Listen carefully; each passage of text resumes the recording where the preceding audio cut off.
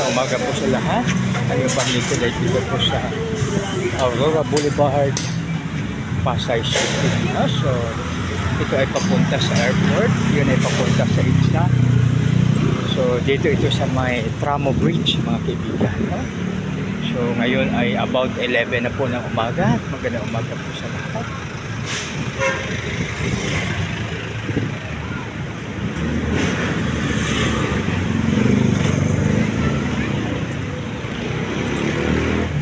Ito pa mga bata na liligo po sa buwan. So dito mga kaibigan, ang sabi ng ating salmista, lapit kayo mga kaibigan, tuturuan ko kayo na si Yahweh ay dapat sundin at igalang. So dito mga kaibigan, tingnan po natin ang ilog dito sa Tramo. So maraming basura. Mga kaibigan, ito ay madaling solusyonan pag tayo ay magkaisa. So, ipanalangin natin ang bawat isa na maging magalang po. No? So, dito, una-una ay pagsunod at pagalang. Sabi na si Yahweh ay dapat sundin at igalang. So, ang unang batas na ating tutunghayan mga kaibigan po ay dalawa lang po.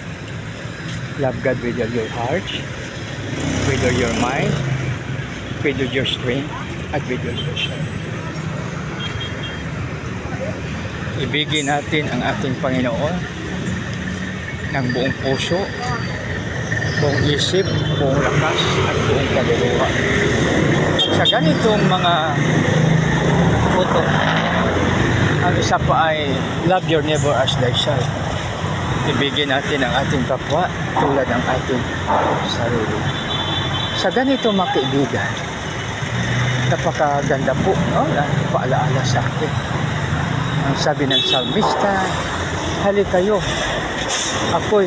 kayo tuturuan ko na si Yahweh dapat sundin at igalang.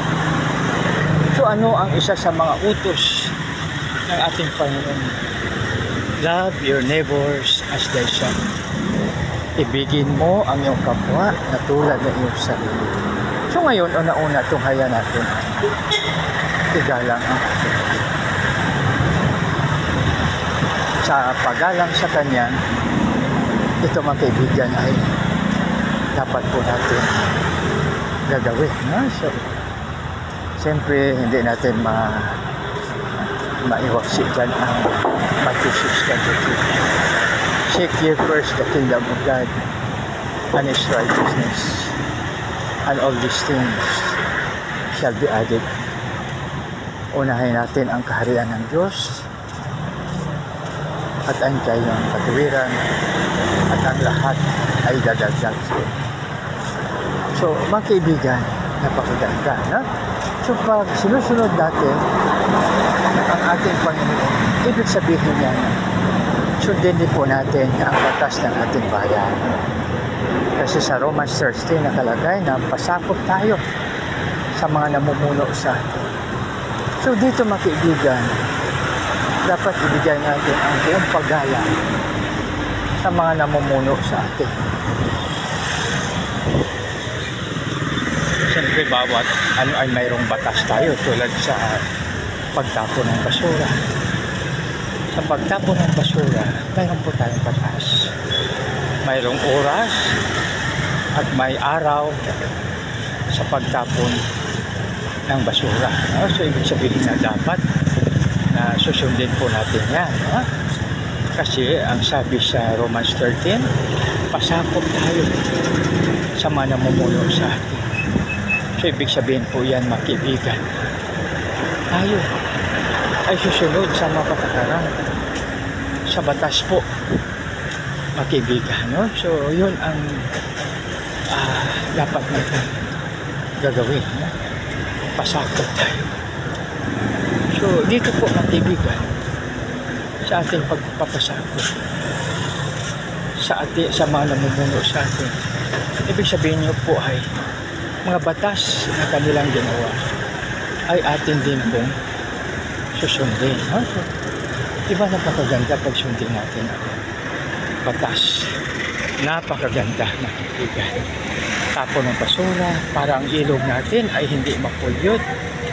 Ang ilog natin ay mapakinabangan pa natin, no? So, gero mo yung nakita natin kanina sa ilalong po ng Tramo Bridge ay marami pong nakalutang na basura. So, yung basura na yun, dapat po ay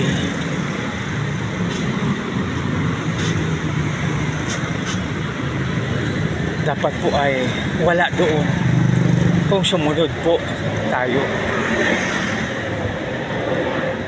sa oras at araw ng pagtapon po ng basura. Simple lang po yan, no? Pagsunod, no?